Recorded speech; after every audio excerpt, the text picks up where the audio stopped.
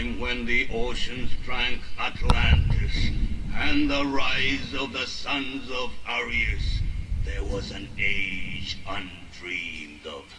And unto this, Conan, destined to bear the jeweled crown of Aquilonia upon a troubled brow. It is I, his chronicler, who alone can tell thee of his saga. Let me tell you of the days of high adventure.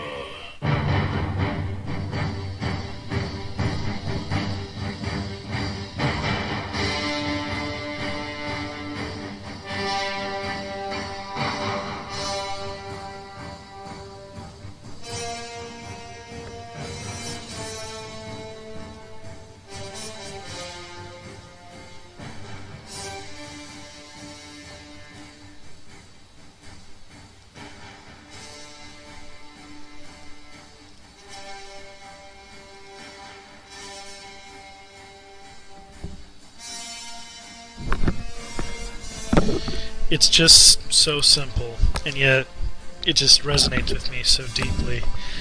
I'm starting a new playlist on reviewing movies in the order in which I came around watching them.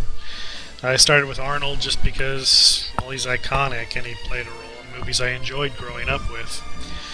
Arnold, well, he did a lot of movies. I listed out the ones that I've seen, and eventually I'll rank them after these review videos, but Conan the Barbarian was one of the first. And it's actually a pretty good one to start with. It was one of the earlier ones in his career. You know, as a kid, it didn't seem like he was a bad actor. He just was perfect for it. The only thing he was more perfect for was Terminator, where he is just a muscle robot. No, but Conan, it was just, I don't know, the music, the everything, it was just perfect. That sword, huge, just kind of showed you how to be a man.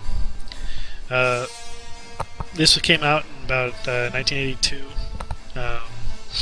before I was born. I was born in the late 80s, and my father introduced this to me, and it was just amazing. I would later find out it's based on a comic/book series, and he's more iconically known for his axe than a sword, but nevertheless, the movie is just great.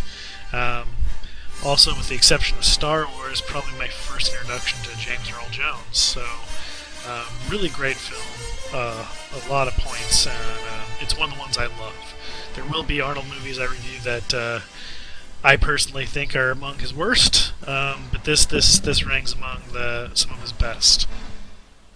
In the story of Conan, he starts off as a boy, and he gets to hear the story of Crom, the god that his family worships, and his father knows the mystery of steel. He can make swords, and it looks beautiful.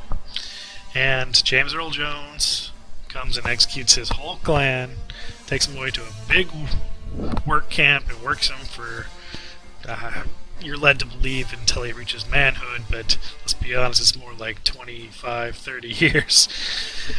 Which case, they have no use for him, but decide, hey, he's big, let's throw him in a fighting pit and see what happens. And fight he did. He put on his war face, and he'd go into these gladiator pits, and he would just beat the living hell out of everybody, and always win. And, of course, that's when he developed his desires for the ladies and the finer things in society.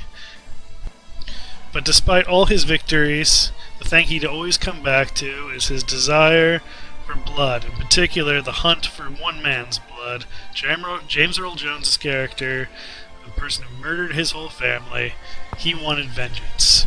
Little did he know that guy was stronger than he bargained for. So, after a daring attack on much of the James Earl Jones' properties, he decides to infiltrate the area.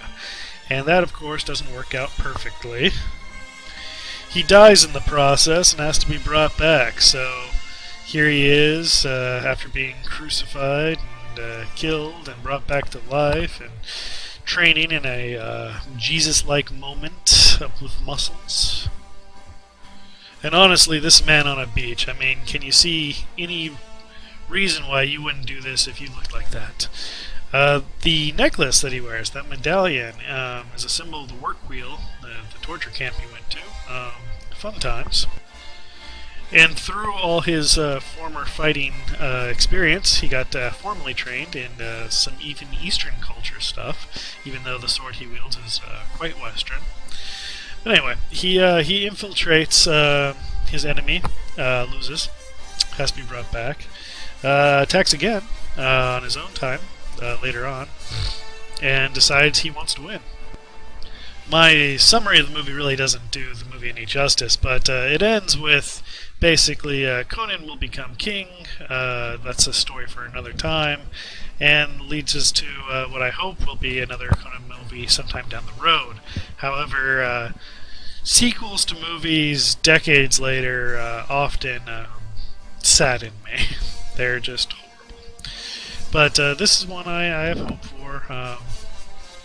Deep down, I always hope that Arnold will come around and be the actor I grew up with. And here's to hope. IMDb describes the movie as coming out in 1982. Like I said, it's a little over 2 hours. Sometimes it feels that way. I haven't watched it in a little while, but I remember going by a lot quicker than it says. Its synopsis is a young boy, Conan, becomes a slave after his parents are killed and tribe destroyed by a savage warlord and sorcerer, Thulsa Doom. When he grows up and becomes a fearless, invincible fighter.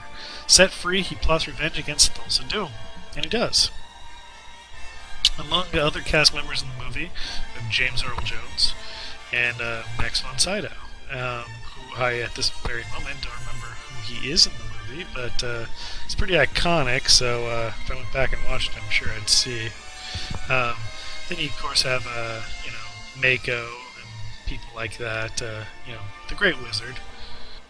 Among other things on IMDb, we also have the trivia, where Arnold Schwarzenegger is not wearing a wig, that is his own natural hair. In 1979, Schwarzenegger began growing his hair long for the film. Well, it looked great. I think it did him justice. Along with James Earl Jones was a last-minute addition to the cast because of his commitments on Broadway. I didn't know he was a theater actor. Probably should look into that. He and Schwarzenegger become friends on set. Schwarzenegger helped Jones stay in shape. Well, he still has a bit of a gut on him, but Jones coached Schwarzenegger on acting, so did Max von Sydow. That's great. I only know Sydow from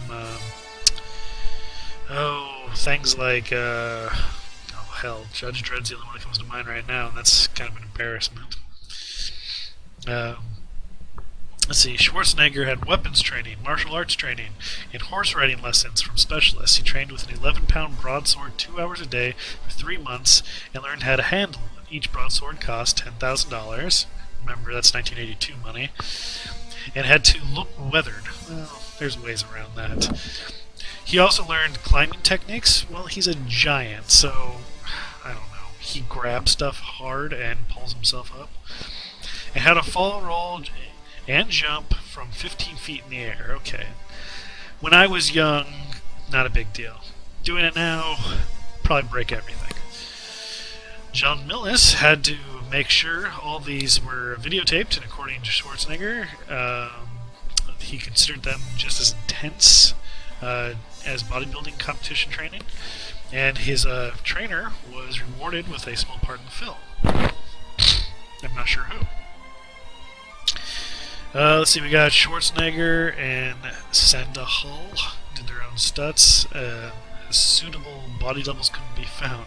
Oh, yeah, I can believe that. That's saddening. Okay, this one I've known for actually a few years. Early on, oh god, 25 minutes in. I thought it was a little later than that. Schwarzenegger is sort of set loose from the fighting pits I mentioned earlier, and frees himself. And he's chased by a bunch of dogs. And here they talk about in an interview, John Milius said that the dogs they used in the film were very unfriendly and dangerous, and even went as far to say when you had the dog's chasing Arnold Schwarzenegger and he's actually running for his life because he knew the dogs were very dangerous and they even attacked their trainer. Oh, maybe it's later on, but there's actually a moment where Schwarzenegger falls into a cavern cave thing where he finds his iconic sword, and you hear him kind of curse on the way in. And if I remember correctly, that's actually him cursing because he got bit by the dog, or at least close enough to it. Alright, although the Hyborian age of Conan was approximately 10,000 BC, creator Robert E. Howard used medieval themes and influences in the Conan stories to avoid any complicated historical research. Okay, get that. Oliver Stone's script placed the story in a post-apocalyptic future rather than the distant past. This was abandoned, and the original timeline was restored. This reminds me of a book series, which I am very slow to get into. One, time issues, and two, it's a heavy read. I want to say it was called The Valley of the Kings or something. A buddy of mine in college recommended it to me, and it was not really a post-apocalyptic, but it kind of would be. It was set way in the future, and where technology was more or less magic. Things like a legend of the Great Eagle landing on the moon, which was really, us landing on the moon as Americans. It's an interesting concept. I feel like when I was a kid it would have been a lot more interesting. I feel like between a lot of recent movies and other movies I enjoyed growing up, time travel needs to take a break. But anyway, that would have been an interesting way to play it. You could also say that maybe Conan gets a gun at some point, but that would have been a little too far. But interesting, nonetheless. Here we go. Here's another interesting one. There's lots of interesting ones, but the ones that stand out to me. Arnold Schwarzenegger was the first and only choice to play Conan. This is important to me. It's not always possible when you're going in to find people to play roles. A lot of them turn it down or they have scheduling conflicts. So, it's hard for me to give this one as much credit as I am. But, there's other movies out there. You hear who could have played the role, who was set out to do it. A good one would be Indiana Jones. When I visualize Indiana Jones, I can almost only visualize Harrison Ford in that age gap, playing Indiana Jones. To me, hearing that anyone else was in the running takes me out of it a little bit. So when I found out that Tom Selleck was supposed to be Indiana Jones, I visualized that and think, no, you can't do that. And another one that's going to be really hard to deal with in the future would be Wolverine from the X-Men and Hugh Jackman. Hugh Jackman is always going to be Wolverine to me now. He does it amazingly. And it's not that I'm just stuck with certain people. For instance, when Ryan Reynolds played Deadpool the first time, I really didn't care who was going to play it a second time because it wasn't very good. Now he did such a good job that I can't see anyone else doing it. So, yeah, maybe there's some bias there, but hopefully you see what I mean. When I see that Arnold Schwarzenegger was the one envisioned to play the role as Conan, and he accepted it, and he did it, and there was no one else there, it just feels like the original vision of Conan got to stay as true to the original vision as possible, without having to be changed for another actor. I don't know if it's true or not, but you see it on YouTube all the time now as clickbait, as people that could have played the Marvel heroes if we did it back in the 90s, or other people that have been offered it. And one was Tom Cruise as Iron Man. That would have hurt. Yeah, Tony Stark's got an ego. He does. But before Iron Man, I didn't see Robert Downey Jr. do a lot of stuff like Mission Impossible. And so when he got into the role, I remember him from stuff like in the 80s, like Weird Science. To see what he had become, to me, was great acting. I feel like you put Tom Cruise in that role, and then you're just Tom Cruise. I don't know. Alright, this one I didn't really think was that interesting until I reread it again. It was this one. The film was the first time Arnold Schwarzenegger and Sven-Ole Thorsen appeared in a film together. Thorsen has since appeared in 14 films starring Schwarzenegger, either as an actor or as a stuntman. And this is something I didn't discover till later in life. It was actually pointed out to me on one of my favorite podcasts out there. Shout out to We Hate Movies. Sven has been in things like The Running Man with him and Predator. In The Running Man, he was the security guard to to Damien in the show. Richard Dawson. There we go. From Family Feud history. And in Predator, he just plays a guy that gets like knifed in a hut in South America, and Schwarzenegger drops the "stick around" line, and it's just loyalty like that. I love. I think it shows something great behind the scenes, and I love that sort of thing. So this one, the sword's inscription reads, "Suffer no guilt, ye who wield this in the name of Crom." While he was governor, Arnold Schwarzenegger displayed it behind his chair in the Reagan cabinet room. Now, politics aside, Arnold Schwarzenegger was the governor of California. I grew up in California. Our school had a field trip for, I want to say third graders or fifth graders, where you got to go meet the governor when you went on a field trip to see the capital of the state. And when I got to go there, I got to meet Gray Davis, the governor. I didn't actually get to meet him, if memory serves me right. He was busy in meetings. And it was kind of a letdown. I mean, I got to see the Capitol. It was kind of a big deal. It was a field trip, always fun. Lots of pictures, and probably never got developed. But the sad thing is I had this sibling who, just a few years later, would go to the Capitol and for the same field trip, and Arnold was the governor. And like I said, politics aside, it's freaking Arnold Schwarzenegger, and he notoriously loves spoiling and taking care of kids. So he never said no. He came out, did some autographs, did a meet and greet, and this sibling, hated it because I was never an Arnold fan, and I was so frustrated and jealous. I was just, why couldn't I just gotten held back a couple of years, and I could have met Arnold freaking Schwarzenegger? Like, that would have been a dream. Here we go. At 25 minutes, Arnold Schwarzenegger suffered a back injury, among other various assorted injuries, while filming when the dogs who were chasing him jumped him from behind, and he fell down the rock while he was climbing to escape them. So, yes, he did actually get injured while being chased by those dogs.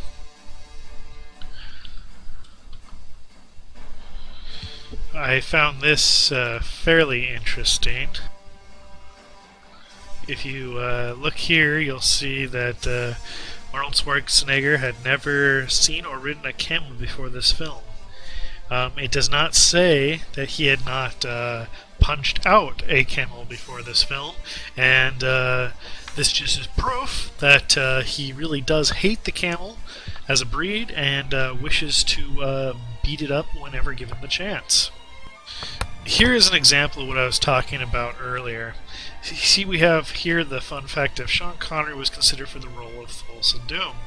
Now, I believe Sean Connery would do a decent job at it. I'm a huge Sean Connery fan. I think the guy's great. I wish he didn't turn down as many movies as he did, and then say yes to other movies. But Sean Connery's great. However, James Earl Jones is who I imagine as Thulsa Doom. He had it. Watch Conan. Watch what happens right when he kills Conan's mother, James Earl Jones. And the look he gives the mother, her head, Conan, and he just leaves nonchalantly. You take that, and then you look further in the movie when he actually meets Conan again and talks about, weapons and steel aren't the biggest strengths in the world. It's flesh. It's just it came off so dramatic, so supernatural, so real. James Earl Jones is the one that did it. You put Sean Connery in that role right now, and my mind goes straight to something like Zardoz, with the nut sling and the thigh-high boots. Kids, if you don't know what Zardoz is, look it up and don't watch it. But this is an example of something that kind of makes me sad, even though I love Sean Connery. I like to know that the original person that was in mind took the role. It's usually for the best. And lastly, the last one I'll cover today, in the Conan stories by Marvel Comics, Thulsa Doom does not need a full body to survive. After his body was destroyed, his skull remained. It was sentient, could still communicate with others, and manipulate them to his own goals. This makes me more interested in reading the books, for one thing. But beyond that, this is Marvel Comics, which makes me think this might have been one of the earlier Marvel attempts at success back in the day that actually worked. I mean, I know Marvel has, through the ages, done things that, 60s, 70s, Spider-Man, Captain America, stuff like that, but they weren't successes. Or at least they're not by today's standards. Conan, by today's standards, even if people forget about it, when they're reminded of it, think, oh yeah, Conan. They don't, if I tell you Captain America, you're going to think of Steve Rogers and Chris Evans today. You're not going to think of, 70s, 80s. So, Marvel, good on you. You wrote some good things back in the day. But anyway, maybe this is used in the newest sequel that will maybe one day be created. I hope so. Sadly, I do know that if you look at Arnold's filmography, you'll see The Legend of Conan right here, as announced. I'll tell you, I worked in a movie theater, a decade ago, and we would go online and we'd see things like this. And Conan has been teased and announced for years. Hell, even in that trivia, and one of the things I didn't read, supposedly in the commentary, they talk about a sequel back in the 80s. So, I guess don't believe everything you read. Anyway, that's the end of my first movie review. This was a special movie to me. It's not... There's no one part of it that stands out as better than other movies. Let's talk about magic, right? If I'm thinking of magic use, I'm thinking of Lord of the Rings nowadays, or some books that I loved, or, God, if you want to go the kiddie route, some Harry Potter and whatnot. I mean, Mako does very little magic in this movie. It's more on par with the magic you see in Game of Thrones, the show, not the books. Action. Well, if you want to see some great swordsmanship, watch The Princess Bride. But, gosh, the life of living out for revenge. There's some good movies like that. And Princess Bride's a good example. Your most recent John Wick's, it's all about revenge. Special effects, this movie had very little. They did some transformations with people turning into snakes, and that was, at the time, one of the most expensive special effects that existed. It was practical, too. But it's it's kind of crap by today's standards. I mean, I'll give them credit; it's not CG, and it couldn't have been. But even though this thing doesn't blow it out of the water on any one detail, why is it better, at least in my eyes, and probably to most of the internet, why is it better than the Jason Momoa version that came out in 2010, 2012 or so? Why is it better? Why is Arnold's better?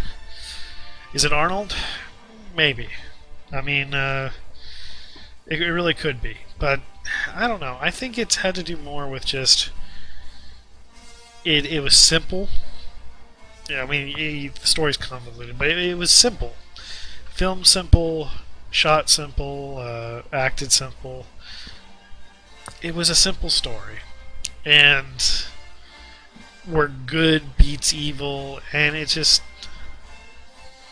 I don't know. Maybe it's just nostalgia. But I'll say that when I think of Conan the Barbarian, I don't think of the remake. I rarely think of the sequel, which we'll get to in another episode. I think of this. This takes me back. And it was a great film.